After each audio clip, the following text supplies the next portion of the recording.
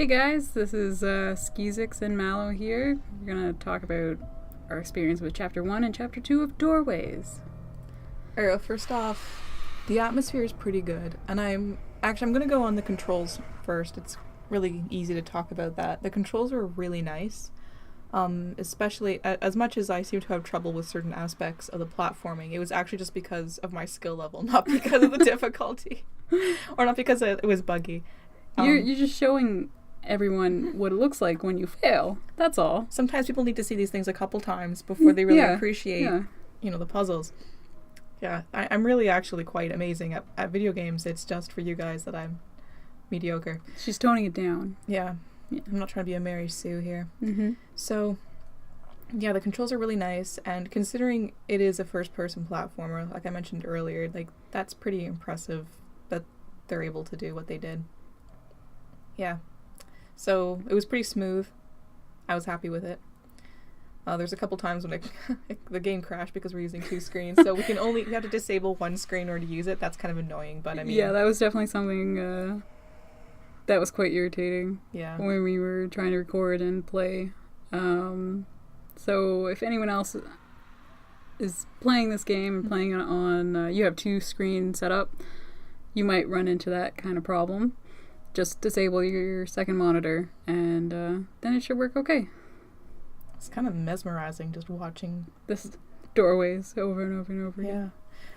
Yeah. Okay, in terms of the plot, I'm not even sure it's hard to say what it is about. Like, I guess it's you're the psychologist, psychiatrist, whatever, and you're doing like a whole cell shit type thing where you're going into a person's mind and you're interacting with it like it's a separate world. And in this case, he's gone into like a serial killer's mind to investigate the victims.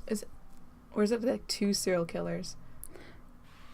Well, I think I'm a little confused. It's been a while since I've looked back at our first couple of videos.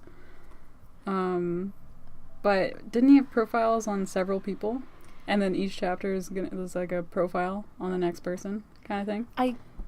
I guess so.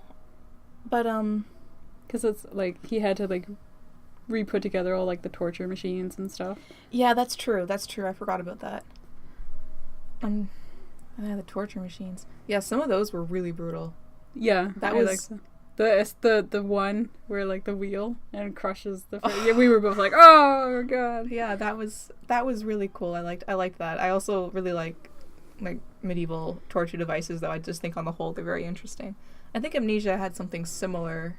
At the end, where you had the option to either use a torture device and the ghost inside of it would start screaming or some shit like that. That was pretty creepy too. Except they used the Roman bull or the screaming bull method in Amnesia, where it's like cast iron bull and then you light a fire underneath it and then it cooks the person. Well, that was just one of them. They had the rack too, didn't they? The rack and the thing that splits you. And the Judas cradle? It's the Iron Maiden, isn't it?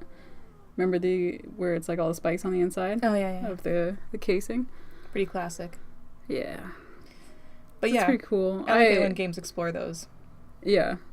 This game has to be inspired in some part by Amnesia, just the atmosphere and stuff. And the story, you pick up the notes and you read. Yeah. It's read to you and then kind of a pompous guy voice. Which, it's fine. I'm not knocking it or anything. It's just... Yeah, the voice is fine, although a little humorous. It's a little humorous just because, it's a guy who's lowered. He's putting it on, Yeah. But yeah, that's okay. I mean, he's a better voice actor than I am. Yeah, we are not voice actors at all. No. No, we're not. I love the part, when you were putting together torture devices, and you could actually fucking use your flame stick. Wow. Torch. Your flame stick. As, the actual fucking, lever. As, a makeshift candle. Machine. Yeah. Holy shit, a character with fucking intelligence and ingenuity. I like common sense puzzles. Puzzles where you're not, fucking around with everything because you have no idea what to do and you just happen to come across the answer because literally you had no other options left. Yeah. And we've played games like that before. Oh my god. I don't remember what the fuck that game was called, but... It was like a detective Nancy Drew knockoff. It was essentially like a point and click, but the solution was... Oh god, I don't even want to go into it. Maybe we'll do a let's play of that and we'll bitch about it the whole I way. will never play that game with you again. No, I uninstalled everything. She also won't play Scratches with me either, so you guys won't get that. You know what? You can play Scratches with Kitten again, because fuck Scratches. But, yeah. Yeah, this one had a pretty effective... It's a little disjointed in terms of plot. But here's my critique on that. As interesting as it is, it's not vague enough to get away with being vague. And it doesn't give you enough information to be a specific story. And that's something I kind of thought was similar for Machine for Pigs in a way, in that they give you a little too much, so you know that they are trying to do something very specific. That they do have a specific plot in mind that they're trying to tell you, but at the same time, the way things are handled are a little, they're disjointed, and kind of obscure, and some of the things you see, you can't connect them to what's happening. They just kind of seem there because it adds to the atmosphere. And that can be okay, but at the same time, some of the things are too specific itself that you're just like, well, how does it play into the overall plot? I would have preferred this if it was just kind of dreamscape, really vague, and you had to put together your own. Like, maybe if it was just like one serial killer's head you're going into. Yeah, I think that could be a benefit for it if it did that. Yeah, you could really get into a lot of psychological shit with that. It'd be pretty neat. Because, like, I agree. Like, it's like they're trying too hard to spell it out in the notes. Mm-hmm. It just... Like, you're experience like, going through the sculptor's area and mind and stuff, and all about, like, the ego, and I had become the victim, and, like, he states that, like, several times in the notes. Yeah. And it's like... You could have figured that out if you thought about it for a couple seconds. Yeah, and it's like, yeah, obviously we're the fucking victim. Like, we're getting stabbed. Like, left, right, and center. Like, we get it. We get it that we're not in a place of power. You also have to avoid the spears. And I kind of like that, in that same vein of not being able to do really anything, just run, flee, interact with some stuff. Like, you don't have a gun, you can't, like, blow through everything, or...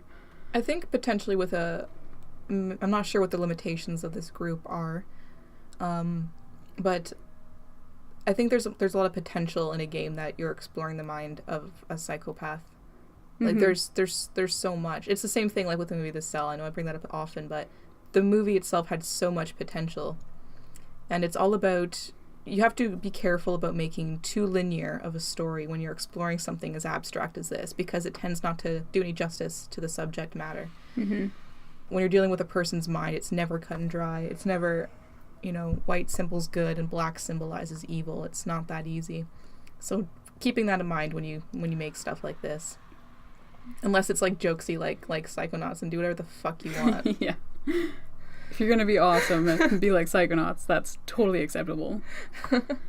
Even then, Psychonauts, like, some of the symbolism is not always clear what it means. It's just like why is that going on? But it's good. That's a good thing. I was gonna say that context. Not, in my opinion, that is not a bad thing. It's when it's like, they're trying too hard to be random that it gets just so, like, what the fuck. Yeah. You gotta, like, edit down a little bit, but yeah, for this game, on the whole, I think it's, like, a positive experience, aside from some technical difficulties we had, which, if you're just playing by yourself, you shouldn't have. And, yeah. Yeah, I would say maybe the gameplay's a little too simple, but it's enjoyable. Yeah. Yeah. It is really enjoyable.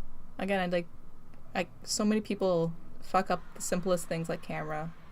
I like it when the camera doesn't slide all over the place, and when I hold the mouse, I'm not, like, jittering in place because the camera's so loose. Yeah. So, on the whole, well done, Doorways producers. Did it say anything in the about? Probably could have, like, pulled that up, or... Cybo. Argentina. Or Cybot. So that's really cool. I had no idea that this was from Argentina. I didn't pay attention to that either. So this is like, it's, to me, that's really neat that you're getting this kind of production from all over the world. Pretty awesome. Yeah. We look forward to episode 3, and hope you guys come back and join us for that one too. Yeah, absolutely.